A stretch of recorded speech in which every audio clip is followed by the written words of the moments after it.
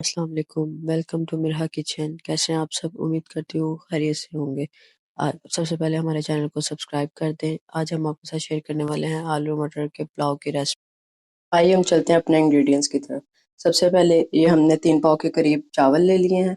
या आप कोशिश करें कि अच्छा चावल लें ताकि आपके चावल अच्छे बनेंगे, ठीक है। उसके बाद हमने ये आधा किलो के करीब मटर ले लिया है और साथ ही हमने इसके आलू यूज़ किया है चावल बनाने के लिए। ये भी हमने अपनी ज़रूरत के मुताबिक आधा किलो के करीब हमने आलू भी लिए हैं इसमें डालने के लिए। और साथ हमारे ये स्पाइसेस हैं। स्पाइसेस में हमने कुटी लाल मिर्च, गरम मसाला, काली मिर्च, नमक अपने जायके के मुताबिक और एक हाफ टेबल स्पून के करीब हमने हल्दी और ये दड़ा मिर्च हमने यूज़ की है, ठीक है, जिसे आप चिली फ्लेक्स भी बोलते हैं। और साथ ही साथ ये हमने टमाटर, अदरक, लहसुन, लेमन, प्याज और सब्ज़ मिर्च हमने अपने टमाटर का पेस्ट बना के फ्रीज कर लिया हुआ है।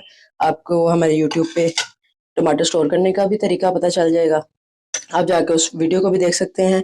और हमने ये 4 to 5 table spoon ghee use किया है। साथ ही हमने दही यूज़ किया है और अचार का यूज़ किया है। आप देख सकते हैं मैंने आपको 2 प्याज दिखाए थे हमने मटर और आलू के पुलाव में यूज़ करने के लिए। उसे हमने स्लाइसेस में कटिंग कर लिया है और हमने लहसुन, अदरक और सब्ज़ मिर्च का पेस्ट भी बना लिया है। अब हम चलते हैं रेसिपी की तरफ।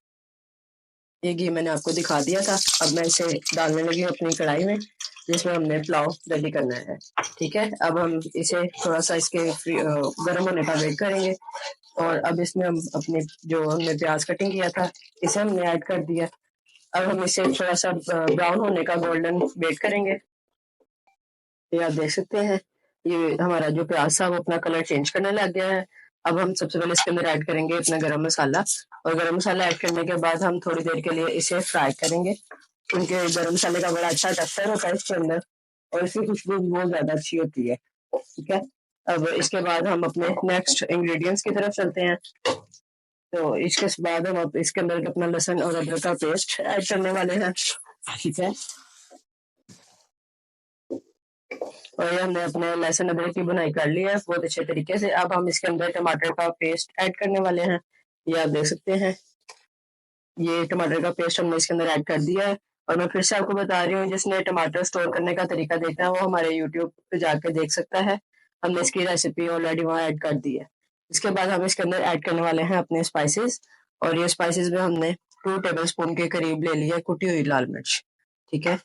और 1 टेबल स्पून के करीब हमने काली मिर्च ली है इसमें। और सॉल्ट आपने अपने अकॉर्डिंग यूज करना है जितना आपको चाहिए होगा। उसके बाद मैंने ये 3 से 4 सब्ज मिर्च ऐसे ही ऐड की हैं, इसका बहुत अच्छा फ्लेवर आता है। और ये चिली फ्लेक्स 1 चम्मच के करीब और ये हाफ टेबल स्पून हमने जस्ट इसमें हल्दी यूज की है, ठीक है। ये स्पाइसेस हमारे सारे इसके अंदर ऐड हो गए। इसके बाद हम थोड़ी देर के लिए इसकी भुनाई करते हैं मसाले के अच्छे तरीके से। और ये अब हम इसके अंदर अपने मटर ऐड करने लगे हैं।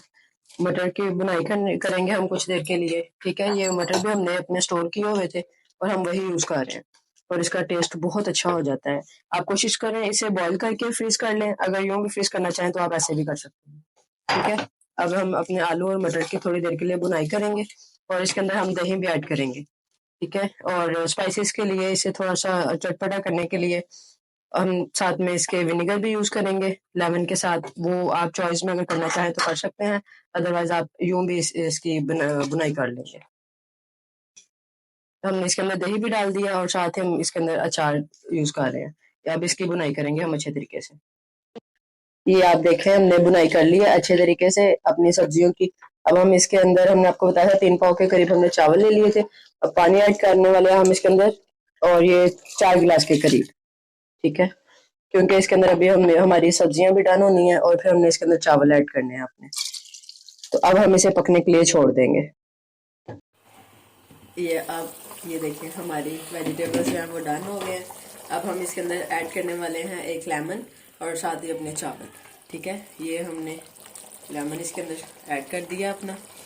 और अगर आप इससे भी ज़्यादा से स्पाइस करना चाहते हैं, चटपटे चावल बनाना चाहते हैं तो आप इसके अंदर विनेगर भी ऐड कर सकते हैं।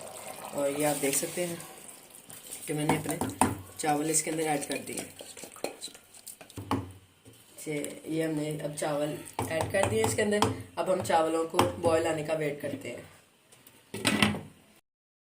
ये आप देख सकते हैं کہ ہم نے اس کے اندر 4 کولی پانی ایڈ کیا تھا اور ہمارے چاول اب دم پہ لگنے کے لیے تیار ہو گئے ہیں.